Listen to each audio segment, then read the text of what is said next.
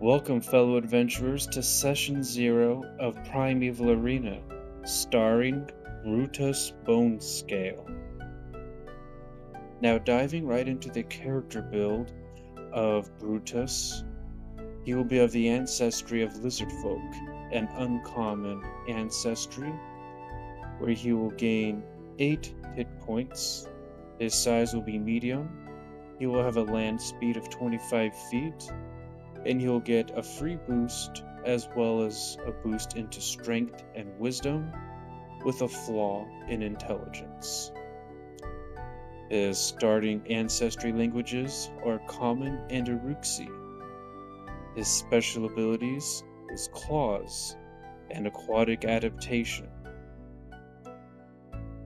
Moving into his background, he will be a gladiator. More about this in his backstory. His class will be Fighter at level 1. So with Brutus's heritage Bakuo lizardfolk, it is uncommon and gives him bony plates over his scales for armor. Ancestry feat selected for Brutus is Uruxi Armaments, where you can select 1 out of 3 options of unarmed attacks that we can give to Brutus.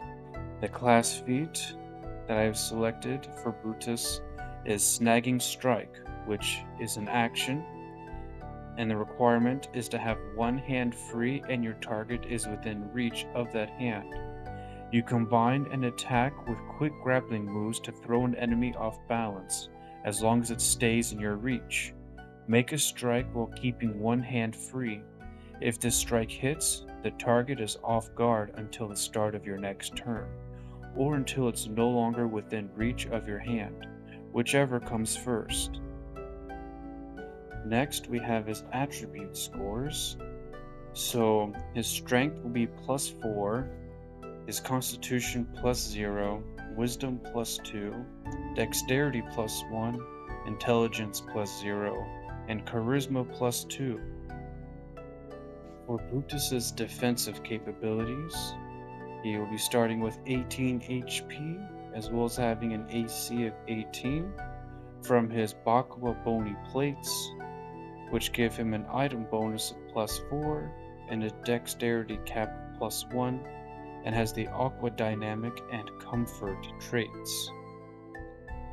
For his Fortitude save, he has +5, Reflex of +6, and Will of +5.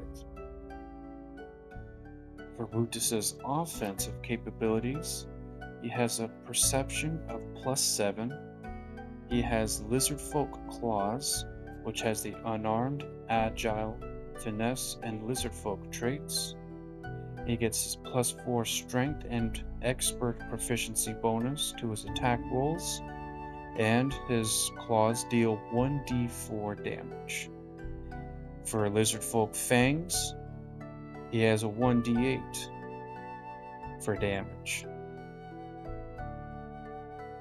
For Brutus's trained skills, he is trained in Athletics, Intimidation, Gladiatorial Lore, Nature, Performance, and Survival.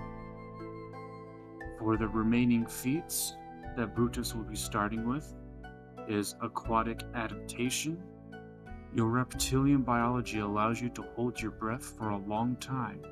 You gain the Breath Control General feat as a bonus feat. Breath Control. You can breathe even in hazardous or sparse air. You can hold your breath for 25 times as long as usual before suffocating. You gain a +1 circumstance bonus to saving throws against inhaled threats, such as inhaled poisons. And if you roll a success on such a saving throw, you get a critical success instead. Reactive Strike. Trigger a within your reach uses a manipulate action or a move action, makes a ranged attack, or leaves a square during a move action it's using. You lash out at a foe that leaves an opening. Make a melee strike against the triggering creature. If your attack is a critical hit and the trigger was a manipulate action, you disrupt that action. This strike doesn't count towards your multiple attack penalty. and your multiple attack penalty doesn't apply to this strike. Shield block, a reaction as well. While you have your shield raised, you would take physical damage, bludgeoning, piercing, or slashing from an attack. You snap your shield in place to ward off a blow. Your shield prevents you from taking an amount of damage up to the shield's hardness. You and the shield each take any remaining damage, possibly breaking or destroying the shield. Impressive performance. Prerequisite is trained in performance. Your performances inspire admiration and win you fans. You can make an impression using performance instead of diplomacy. If you spend at least 10 minutes performing in front of an audience, you can make an impression targeting up to 10 members of the audience who were there for the whole performance, without taking the normal penalty. The number of targets increases to 20 for a 1-hour performance, and 50 for a 2-hour performance. And now for Brutus's starting equipment. He has a substantial amount of leftover gold, just due to the fact that we have some feats that have been taken up for his weapons and armor instead of the gold. And then we have Brutus's bulk limits. Encumbered is at 9 and his maximum is 14. Then we have the Good Old Adventurer's pack, as well as some quest items. These aren't normal items that would come with a character's starting equipment. However, these are for his quest that he is on. More on that a little bit later. And there you have it, Brutus Bonescale's character build.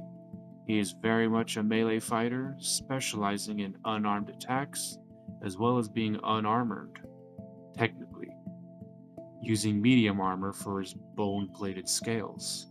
I think this character build will be a lot of fun, and I hope that throughout this campaign that we'll be able to find much enjoyment in his character build.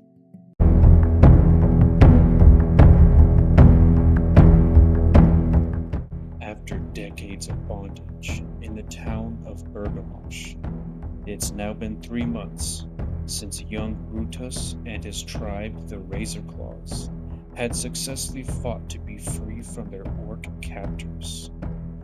Fearing for an upcoming war they cannot win, the tribe elders and chieftain of New Mistview have sent young lizardfolk who once served as combatants in the orcs' gladiatorial arena to request military aid from neighboring tribes and nations that are hostile towards the orcs within and outside of the Serpent's Paradise region.